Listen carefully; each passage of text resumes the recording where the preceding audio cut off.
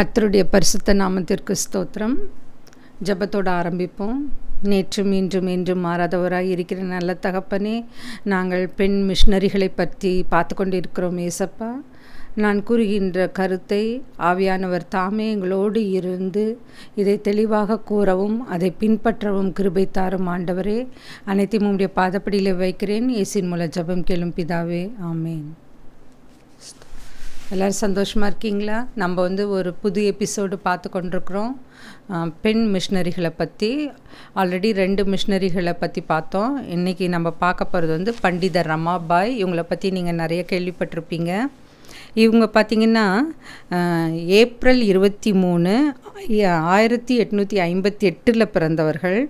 இவங்க ஒரு சமூக சீர்திருத்தவாதி, பெண்கள் முன்னேற்றத்திற்காக மிகவும் பாடுபட்டவர்கள். எழுத்தறிவு இயக்கத்தின் முன்னோடி இவருக்கு பண்டிதர் என்ற பட்டம் சமஸ்கிருதத்தில் கிடைத்தது. அந்த பண்டிதர் என்ற பட்டம் கிடைத்த முதல் பெண்மணியும் இவர் தான். பல்கலைக்கழக பேராசிரியர்களால் இவர் தேர்வு செய்யப்பட்டு சரஸ்வதி என்ற பட்டமும் வழங்கப்பட்டது. அதனால தான் இவங்களது ஆக்சுவலாக இவங்க பேர் ரமாபாய். பண்டிதர் பட்டமும் சரஸ்வதி பட்டமும் இவர்களுக்கு தரப்பட்டது. பண்டிதர் சமஸ்கிருதத்துலேயும், சரஸ்வதி பல்கலைக்கழகத்திலையும் இவருக்கு தரப்பட்டது. பண்டிதர் ரமாபாய் சரஸ்வதி இவங்க ஒரு சமூக சேவகி. பெண்களின் விடுதலைக்காகவும் இவர் பாடுபட்டார். அதுக்கப்புறமா பெண்களோட உரிமைக்காகவும் கல்விக்காகவும் இறுதி வரை பாடுபட்டவர். நாட்டு விடுதலை இயக்கத்தில் இவர் பங்கேற்றவர். 1889 நடைபெற்ற காங்கிரஸ் மாநாட்டில் இவங்க கலந்து கொண்ட 10 பெண்மணிகளில் இவரும் ஒருவர். ரமாபாய் முயற்சியால் தான் அந்த மாநாட்டில் பெண்களும் கலந்து கொள்ளக்கூடிய ஒரு வாய்ப்பு கிடைத்தது. அதுக்கப்புறம் இவங்கள பற்றி பார்த்திங்கனாக்கா, இவங்களோட ஆரம்ப காலம் கல்வி அதை பற்றி நம்ம பார்த்தோன்னாக்கா, இவங்க மராத்திய பிராமண குடும்பத்தில் பிறந்தவர். இவர் பிறந்தபொழுது ராமா டோங்கிரே என்று அழைக்கப்பட்டார். சமஸ்கிருத அறிஞர் ஆனந்த சாஸ்திரிக்கும் அவரின் 2வது மனைவி லக்ஷ்மி பாய்க்கும் பிறந்தவர் தான் இவர் தன்னுடைய தந்தையிடமிருந்து சமஸ்கிருதத்தை கற்றுக்கொண்டார். அப்போ பெண்கள் கல்வி கற்கிறதுக்கு நிறைய எதிர்ப்புகள் இருந்த சமயம். ஆனாலும் ஆனந்த சாஸ்திரி என்ன பண்ணார், தன்னுடைய 2 மகள்களுக்கும் மனைவிக்கும் சமஸ்கிருதத்தை சொல்லி கொடுத்தாரு. வேதத்தில் அவர் எப்படி கோட் பண்ணார்னா, எங்குமே பெண்கள் கல்வி கற்கக்கூடாதுன்னு என்று வேதத்தில் சொல்லப்படவில்லை அப்படின்னு சொல்லி தான் அவர் ஃபைட் பண்ணார். ஆனாலும் 300 மேற்கோள்களை காட்டினாலும் அவங்க குடும்பம் ஒதுக்கி வைக்கப்பட்டது. சிறிதும் கவலைப்படாத சாஸ்திரிகள் என்ன பண்ணாங்கன்னா, பகவத அந்த பிராண கதைகள், அதுக்கப்புறமா சில உண்மைகள், உரைகள், இதெல்லாம் நிகழ்ச்சிகளாக தொகுத்து வழங்க ஆரம்பித்தார். அதில் கிடைத்த வருமானத்தை தான் அந்த குடும்பம் வாழ்ந்து கொண்டிருந்தது. அதுக்கப்புறம் பார்த்திங்கனாக்கா, நன்கொடை தருவதில் பெண்கள் தான் சிறந்து விளங்கினார்கள். அதனால்தான் பெண்கள் கருணை உள்ளம் படைத்தவர்கள், பெருந்தன்மை உடையவர்கள் என்று ரமாபாய் அறிந்திருந்தபடினால் பெண்கள் கல்வி கற்க வேண்டும் அப்படின்றதுல ரொம்ப முயற்சியாக இருந்தாங்க, முனைப்பாகவும் இருந்தார்கள். அதுக்கப்புறமா 9 வயது இளம்பெண் கணவனை இழந்த போது, உடன்கட்டை ஏற்றப்பட்ட பொழுது இவர் தான் அந்த பெண்ணை ஜஸ்ட் 9 இயர்ஸ் அந்த கேர்ளை ரமாபாய் தான் தீக்காயங்களுடன் காப்பாற்றினார். அதுக்கப்புறமா ரமாபாய் அவங்க வளர்ந்தப்புறம் இந்த கொடுமைகளுக்கு எதிராக அவங்க பாடுபட்டாங்க. அதற்காக குரல் எழுப்பினார்கள். 1877 பார்த்திங்கன்னா, வறட்சியில் பெற்றோரை இழந்தார் ரமாபாய். அவர் சகோதரர் ஸ்ரீனிவாசும் பெற்றோர் விட்டு சென்ற பணியை தொடர்ந்தனர். அதுக்கப்புறம் பார்த்திங்கனாக்கா, அந்த தந்தையினோட உடலை அடக்கம் செய்வதற்கு கூட யாரும் முன்வரவில்லை. சகோதரரும் மற்றும் ஒரு அந்தணர் உதவியோடு தான் அவர்களுடைய பெற்றோருடைய உடலை அடக்கம் செய்தார்கள். அதுக்கப்புறம் பார்த்திங்கன்னா இருவரும் இந்தியா முழுவதும் பயணம் செய்தார்கள். ரமாபாயின் புகழ் கல்கத்தா பல்கலைக்கழகத்தை எட்டியது. ஸோ அவர்கள் பெற்றோர்கள் இறந்த பிறகு தன் சகோதரோடு சேர்ந்து இந்தியா முழுவதும் பயணம் செய்து அவங்களுடைய புகழ் கல்கத்தா பல்கலைக்கழகத்தை எட்டியது. அங்கு அவர் உரையாற்றுவதற்கு அழைக்கப்பட்டார். இவரின் சமஸ்கிருத புலமையை பாராட்டி சமஸ்கிருத நூல்களுக்கு விளக்கத்தை எழுதியதையும் அங்கீகரித்து தான் பண்டிதர் என்ற பட்டம் இவருக்கு தரப்பட்டது. அதுக்கப்புறமா சரஸ்வதி என்னும் பட்டத்தையும் ரமாபாய்க்கு வழங்கினார்கள். இது மிக உயரிய பட்டமான சமஸ்கிருதத்தில் பண்டிதரும் அதுக்கப்புறமா இவங்களுடைய அந்த அறிவு புலமையெல்லாம் பார்த்து சரஸ்வதி என்ற பெயரும் பல்கலைக்கழகம் அவருக்கு பட்டத்தையும் வழங்கியது. அதுக்கப்புறமா கேசவ் சந்திர சென் என்னும் மத சீர்திருத்தவாதி இந்துக்களின் புனித நூலான வேதத்தை எடுத்து ரமாபாயை ஃபஸ்ட்டு அதை படிக்க சொல்கிறாங்க. அதுக்கப்புறமா அவங்க சகோதரர் இறந்த பின் ரமாபாய் என்ன பண்ணுறாங்க, வங்காள வழக்கறிஞர் பிபின் கக்ரி மெதிலி என்பவரை 1880 திருமணம் செய்து கொண்டார். இவர் செஞ்சது ஒரு கலப்பு திருமணம். அந்த காலத்தில் இதற்கு நிறைய எதிர்ப்புகள் இருந்தது. அதுக்கப்புறமா 1880 நவம்பர் மாதம் 13 பார்த்திங்கன்னா வைதிக முறைப்படி அல்லாமல் திருமணம் செய்து கொண்ட துணிவான பெண்மணி இவர். ஏன்னா இவங்க எல்லாத்துலேயுமே ஒரு புரட்சியாக செயல்பட்டாங்க ரமாபாய். அதுக்கப்புறமா இவர்களுக்கு மனோரமா என்ற பெண் குழந்தையும் இருந்தது. இவங்க என்ன பண்ணாங்கன்னா தன்னுடைய வாழ்நாள் முழுவதும் பெண்களோட முன்னேற்றத்திற்காகவே பாடுபட்டார்கள். அதுக்கப்புறமா பெண்களை பாதிக்கும் சூழ்நிலைகளையும் இந்து சமய பழக்க வழக்கங்களையும் நன்கு ஆராய்ந்து திட்டமிட்டு செயல்பட்டார். பால்ய திருமணத்திற்கு எதிராக விளங்கினார். அதனால் அந்த இளம் பருவத்திலேயே விதவைகள் ஆக்கப்பட்டவர்களுக்கு இவங்க நிறைய அவங்களுக்காக குரல் கொடுத்தாரு. அதுக்கப்புறமா ரமாபாயும் அவருடைய கணவரும் இளம் விதவைகளுக்காக ஒரு பள்ளிக்கூடம் துவங்க திட்டமிட்டார்கள். 1882 அவருடைய கணவர் மெதிலி காலமானதால் இது கொஞ்சம் பின்தங்கி போனது. அப்படின்னா விதவைகளுக்காக ஒரு பள்ளிக்கூடம் கட்டுவது தாமதப்பட்டது. அதுக்கப்புறமா இவங்களோட சமூக பணி பார்த்திங்கனாக்கா, அவர் கணவர் இறந்த பிறகு என்ன பண்ணார்னா பூனா நகருக்கு குடிபெயர்ந்தார். அங்கு அவர் ஆரிய மகிழ சமாஜம் என்ற ஒரு சங்கத்தை நிறுவினார். பாலிய திருமணத்திலிருந்து பெண்களை காப்பது, பெண்களுக்கு கல்வி அறிவு தருவது, இதுதான் இந்த சங்கத்தோட நோக்கமாக கருதப்பட்டது. 1882 இந்திய அரசால் பெண்கள் கல்வியின் நிலை குறித்து அறிய நியமிக்கப்பட்ட அந்த ஆணையத்துக்கு முன்னாடி தன்னுடைய கருத்துக்களை ஆணித்தரமாகவும் தைரியமாகவும் எடுத்து வைத்தார். ரிப்பன் பிரபு கல்வி ஆணையத்தின் முன் ரமாபாய் பேசும்பொழுது எவ்வாறு பெண்களுக்குரிய இடம் வழங்கப்படுவதில்லை என்றும் ஆண்கள் எவ்வாறு பெண்களின் சிறிய தவறுகளையும் பெரிதுபடுத்துவார்கள் என்றும் 99% ஆண்கள் பெண் கல்வியை ஆதரிக்க மாட்டார்கள் என்றும் வாதிட்டார். ஏன்னா இந்த கருத்தெல்லாம் எடுத்து சொன்னாதான் பெண்கள் எவ்வளவு பின்தங்கி இருக்கிறாங்கன்றது அந்த சங்கத்துக்கு புரியும், அந்த வாரியத்திற்கு. அதுக்கப்புறம் ஆசிரியர்களுக்கு தகுந்த பயிற்சி அளிக்கப்பட வேண்டும் என்றும் பள்ளிகளில் பெண் ஆய்வாளர்கள் நியமிக்கப்பட வேண்டும் என்றும் வலியுறுத்தினார். இந்தியாவில் பெண்கள்தான் பெண்களுக்கு மருத்துவம் பார்க்க வேண்டும் என்ற நிலைமை இருந்து வந்ததுனால பெண் மருத்துவர்களை உருவாக்குவதில் அவர் குரல் கொடுத்தார். அதுக்கப்புறமா ரமாபாயினுடைய வாதம் இந்தியாவில் பெரும் தாக்கத்தை ஏற்படுத்தியது. விக்டோரியா அரசிக்கும் இந்த கருத்தானது எட்டியது. இதன் பயனாகவே டஃப்ரின் பிரபுவால் பெண்கள் மருத்துவ இயக்கம் தொடங்கப்பட்டது. அதுக்கப்புறம் 1883 ஆண்டு பார்த்திங்கன்னா மருத்துவ பயிற்சியை துவங்குவதற்காக பிரிட்டன் சென்ற ரமாபாய் அங்கே தான் போய் என்ன பண்ணுறாங்கன்னா கிறிஸ்துவ மதத்தை தழுவினார்கள். ஏன்னா இப்போ ரமாபாய் வந்து கிறிஸ்துவ மதத்துக்கு பணியாற்றுவதற்கு முன் அவங்க நிறைய சமூக பணிகள் செய்து வந்தார்கள். இதுதான் வந்து கர்த்தரால் அங்கீகரிக்கப்பட்டு அறியப்பட்டு தேர்ந்தெடுக்கப்பட்டார். ஏன்னா ஒரு ஆல் ஆஃப் எ சடன் இல்லை எதேச்சியாவோ இவங்க வந்து தேர்ந்தெடுக்கப்படவில்லை, கர்த்தரால் அறியப்படவில்லை. இவங்களுடைய தொண்டு, சமூக சேவை, பெண்களுக்காக பாடுபடுகின்ற அந்த குணத்தை அறிந்த கர்த்தராகிய இயேசு கிறிஸ்து தான் இவர் வந்து மருத்துவ பயிற்சிக்காக பிரிட்டன் சென்றபொழுது அங்கே கிறிஸ்துவ மதத்தை பின்பற்ற ஆரம்பித்தார். அதுக்கப்புறம் என்ன பண்ணாங்கன்னா அவங்க அமெரிக்கா சென்று 1886 இந்தியாவின் முதல் பெண் மருத்துவர் ஆனந்தபாய் ஜோஷி அவர்களின் பட்டமளிப்பு விழாவில் பங்கேற்றார்.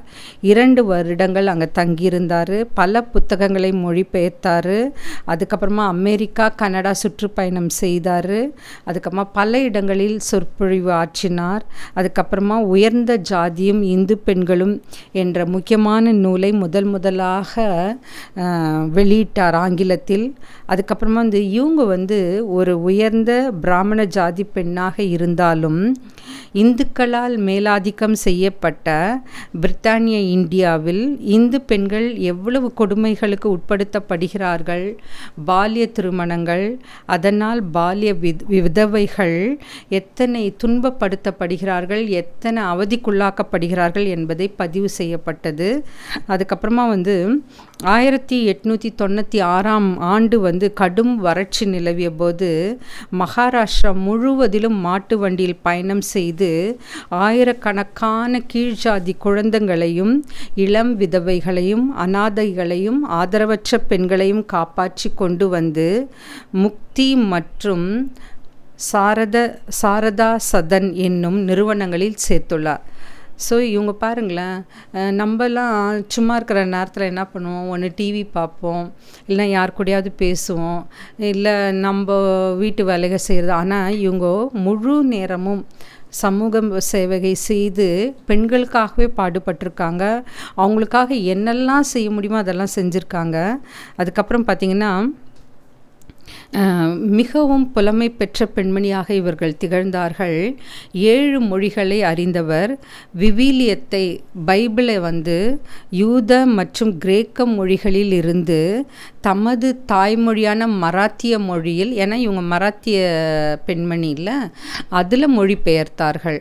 பாருங்கள், இவங்க வந்து ஒரு இந்து பிராமண பெண். அப்போல்லாம் அவங்க எவ்வளோ ஆர்த்தடாக்ஸ் ஃபேமிலியாக இருந்திருப்பாங்க பாருங்கள். ஆனாலும் கர்த்தருக்காக அவங்க வந்து லண்டன் அந்த வெளிநாடு சென்ற பொழுது அங்கே போய் கிறிஸ்துவ மதத்தை தழுவ ஆரம்பித்தார்கள். அதுக்கப்புறமா வந்து இவங்களுக்கு 7 மொழி தெரிந்ததுனால பிரிட்டனில் தான் வந்து அவங்க கிறிஸ்துவ மதத்தை பின்பற்றினார்கள். இவங்களுக்கு 7 மொழிகள் தெரிந்ததுனால என்ன பண்ணாங்கன்னாக்கா, பைபிளை வந்து யூத மற்றும் கிரேக்க மொழிகளிலிருந்து தன்னுடைய தாய்மொழியான மராட்டிய மொழிக்கு இவர் வந்து மொழிபெயர்த்தார். ஸோ இதுதான் அவங்க கிறிஸ்துவத்தில் என்ன பணி ஆற்றினார்கள். ஏன்னா ரமாபாய் வந்து ஒரு சமூக சேவகி. அவங்களோட பட்டம் தான் வந்து பண்டிதர், அதுக்கப்புறமா வந்து சரஸ்வதி. அதனால தான் அவங்க பேர் பண்டிதர் ரமாபாய் சரஸ்வதி. அவங்க வந்து ஒரு இந்து குடும்பத்தில் பிறந்து வளர்ந்தாலும் கிறிஸ்துவை அறிந்து கொண்டபடியால் கிறிஸ்துவுக்காக அவங்க பாடுபட்டாங்க பாருங்கள். அதுதான் நம்மக்கிட்ட தேவையான ஒரு பண்பு. நம்ம வாழ்க்கையில் நம்ம என்ன செய்யணும், இவங்களை பற்றி அறிந்து கொண்ட நம்ம என்ன செய்யணும். நம்ம வந்து ஒன்று கிறிஸ்துவ குடும்பத்தில் பிறந்திருக்கலாம், இல்லை கிறிஸ்துவை அறியாத குடும்பத்தில் இருந்திருக்கலாம். ஆனாலும் கிறிஸ்துவை நம்ம அறிந்து கொண்ட பிறகு கிறிஸ்துவுக்காக நம்ம ஏதாவது செய்யணும். ஏன்னா that is the ultimate goal. அதுதான் வந்து நம்மளோட கடமையும் கூட. கர்த்தருக்காக ஏதாவது ஒரு பணி நம்ம செய்ய வேண்டும். அதுக்கப்புறமா வந்து இவங்க காங்கிரஸ் மாநாட்டில், ஏன்னா அந்த மாநாட்டில் பங்கு பெற்ற 10 பெண்களில் இவரும் ஒருவர் இல்லை. அங்கே அவர் ஆற்றிய உரையை பார்த்திங்கன்னா ஒலிபெருக்கி அந்த காலத்தில் கிடையாது. இவரின் உரையை கேட்க வந்து நிறைய கூட்டம் அப்படியே அலமோதியது. அதுக்கப்புறமா வந்து பெண்களின் பேச்சுக்கு வந்து மதிப்பளித்து பெண்கள் குரல் உரத்து ஒலிக்க, அந்த பெண்களுடைய அவல நிலைமையை எடுத்து உரைக்க, அது பெண்களுடைய எல்லா சம்பந்தப்பட்ட காரியங்களையும் அவர் அங்கே கூறினார், எடுத்துரைத்தார். அந்த கூட்டத்தில் பெண்கள் பேசினாலே பிடிக்காத ஆண்கள் இருக்கின்ற அந்த காலத்தில் இவங்க பேசும்பொழுது அமைதியாக அந்த கூட்டத்தில் அனைவரும் கேட்டனர். அதுக்கப்புறம் இப்போ அந்த காலத்துலலாம் விதவைகள் கணவன் இறந்த பிறகு என்ன பண்ணுவாங்கன்னா மொட்டை அடிச்சிருவாங்க. அதை கடுமையாக சாடினார். அதுக்கப்புறமா பாராளுமன்றத்தில் உங்கள் குரல் ஒலிக்க வேண்டும், சமத்துவம் வேண்டும் என்று போராடுகின்ற பெண்களுக்கு அந்த உரிமையும் சமத்துவத்தையும் ஏன் மறுக்கிறீர்கள் என்று வினவினார். அதுக்கப்புறம் அவங்க கணவனை இழந்த பெண்களை என்ன பண்ணாங்கன்னா அசிங்கப்படுத்தி அவமானப்படுத்தினார்கள்.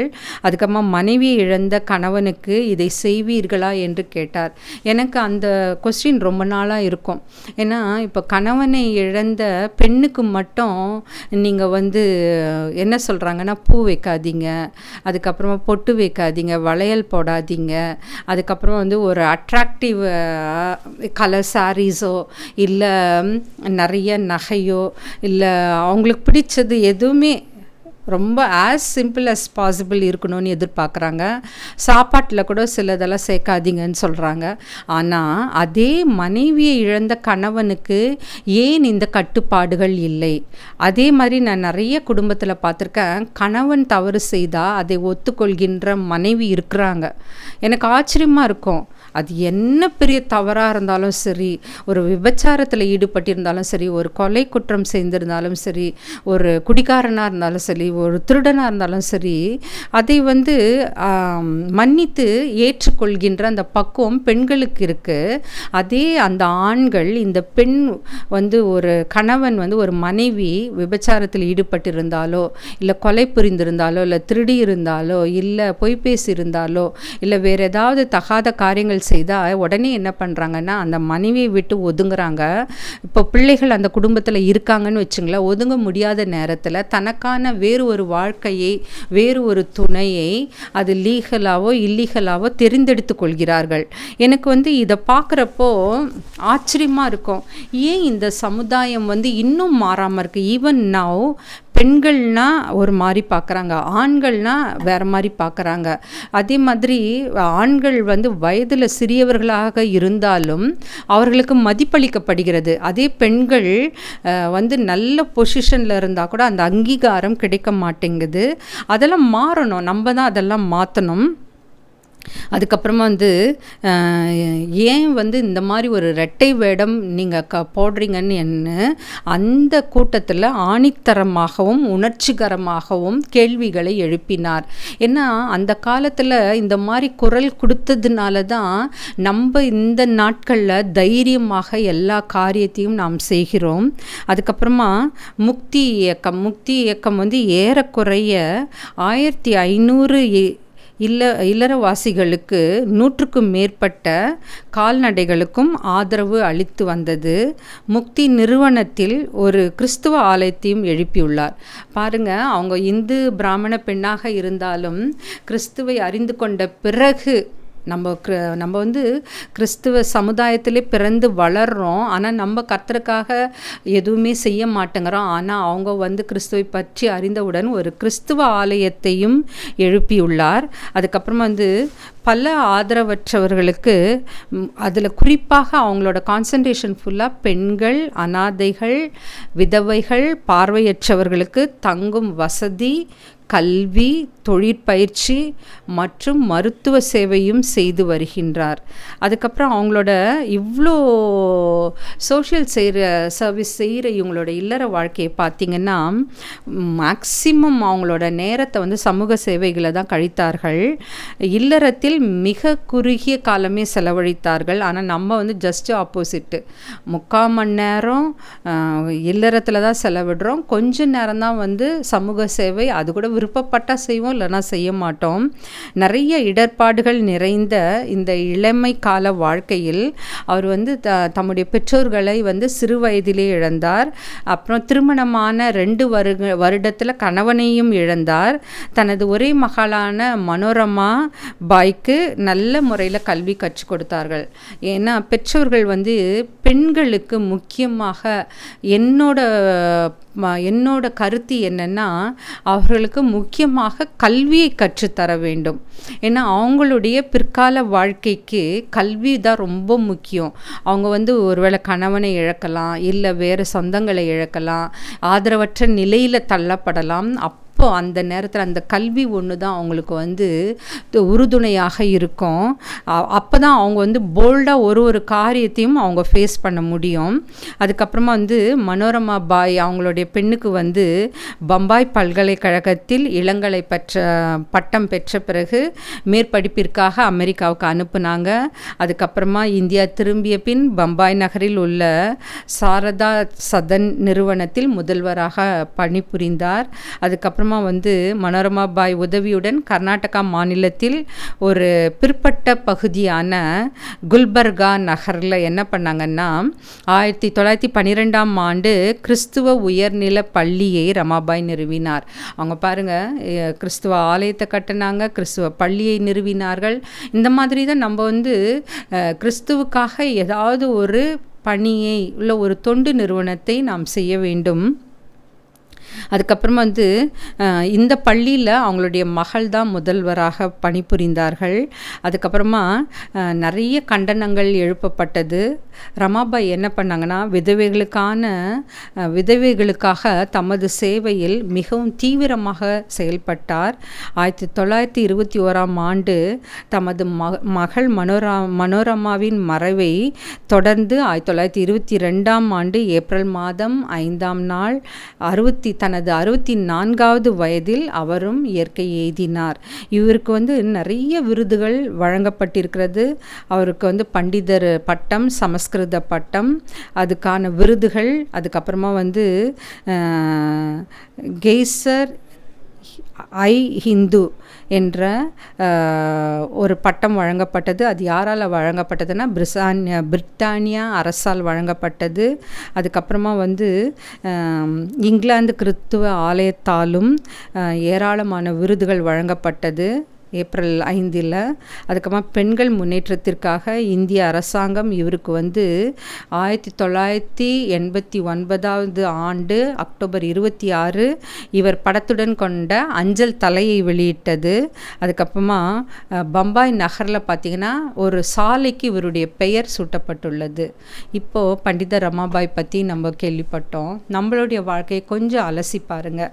நம்ம வந்து குடும்பத்தில் நம்ம எப்படி இருக்கிறோம், சமூகத்தில் எப்படி இருக்கிறோம், வேலை செய்கின்ற இடங்களில் எப்படி இருக்கிறோம். ஏன்னா நான் நிறைய இடத்துல பார்த்திங்கன்னா ஒரு பெண்ணுக்கு எதிரி ஒரு பெண் தான் இருக்கிறாங்க. ஆண்கள் கூட வந்து அனுசரித்து போயிடுறாங்க, கஷ்டத்தை புரிஞ்சுக்கிறாங்க. எல்லா இடத்துலையும் அவங்க வந்து அனுசரித்து செல்கிறார்கள்.